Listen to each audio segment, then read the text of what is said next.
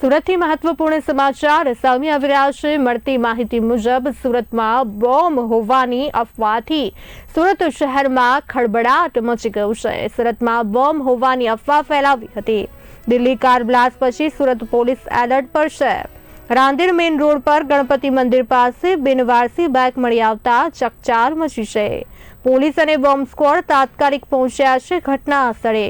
ઉચ્ચ અધિકારીઓ પણ ઘટના સ્થળે છે। બેગની તપાસ બાદ કોઈ શંકાસ્પદ વસ્તુ મળી નથી।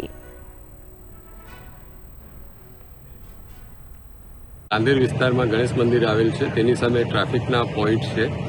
એ જગ્યાએ એક બિનવારસી હાલતમાં બેગ પડેલી હતી, જે ટ્રાફિક જવાનોના ધ્યાનમાં આવતા ટ્રાફિક જવાનોએ તુરંત જ સુરત શહેર કંટ્રોલ રૂમને જાણ કરેલી, જેથી તુરંત જ સુરત શહેર કંટ્રોલ રૂમના BTDS ટીમ, પીઆઈ રાંદેર અને લાગતા વળગતા અધિકારીઓને આમાં બધે જાણ કરેલી અને તમામ અધિકારીઓ ઘટના બનાવ સ્થળે આવી ગયેલા અને BTDS ટીમ આવી જતા એનું વિધિસર ચેક કરાવી બેગને ભિક્ષુક ગૃહની પાછળ આવેલ ખુલ્લા મેદાનમાં લઈ જવામાં આવેલ અને ત્યાં પણ ફરીથી ચેકિંગ કરી પૂરતી તકેદારી રાખી બેગ ખોલતા બેગ ખાલી છે। બેગમાં કોઈ પણ શંકાસ્પદ વસ્તુઓ મળી આવેલ નથી।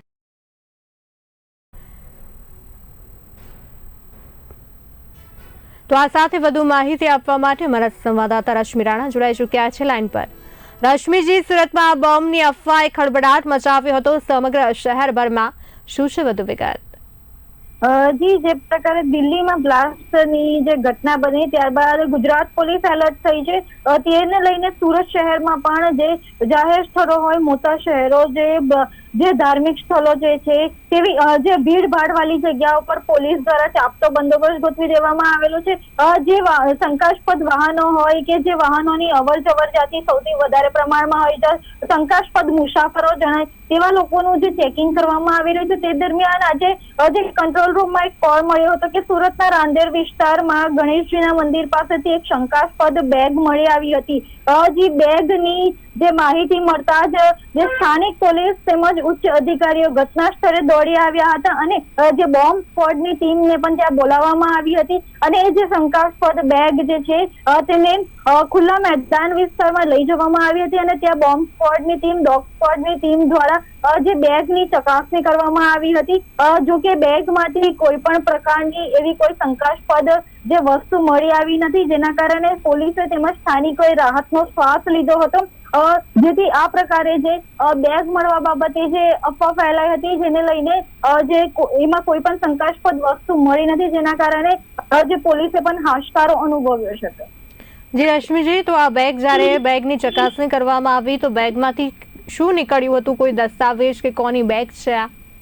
જી, બેગ હાલ તો ખાલી મળી આવેલી છે, અંદર કોઈ પણ પ્રકારની કોઈ વસ્તુ મળી આવી નથી। જી રશ્મિજી, સમગ્ર માહિતી આપવા બદલ આપનો આભાર। જી। તો સુરતમાં બોમ્બની અફવાએ હાહાકાર મચાવ્યો હતો। દિલ્હી કાર બ્લાસ્ટ પછી સુરત પોલીસ એલર્ટ પર હતી। તો રાંદેર મેઇન રોડ ગણપતિ મંદિર પાસે એક બિનવારસી બેગ મળી આવી હતી, તો તાત્કાલિક બોમ્બ સ્ક્વોડ અને પોલીસ ઘટના સ્થળે આવી હતી અને બેગની ચકાસણી કરવામાં આવી હતી। તો બેગમાંથી કોઈ પણ શંકાસ્પદ વસ્તુ મળી નથી।